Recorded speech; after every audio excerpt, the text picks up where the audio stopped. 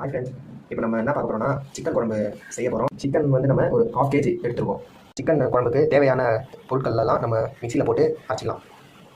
First வந்து நம்ம இஞ்சி போட்டுக்கலாம், பூண்டு போட்டுக்கலாம், தேங்காய் போட்டுக்கலாம், வெங்காயம் போட்டுக்கலாம், தக்காளி கொஞ்சம் ஆட் பண்ணிக்கலாம், சோம்பு சேர்த்துக்கலாம்.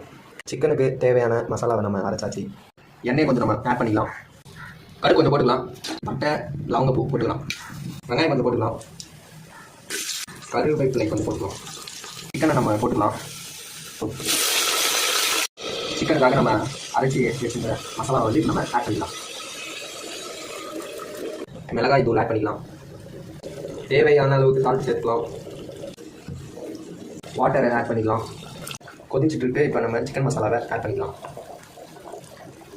தேங்காய் பாலை ஆட் பண்ணிக்கலாம். கொத்தமல்லியை போட்டுக்கலாம்.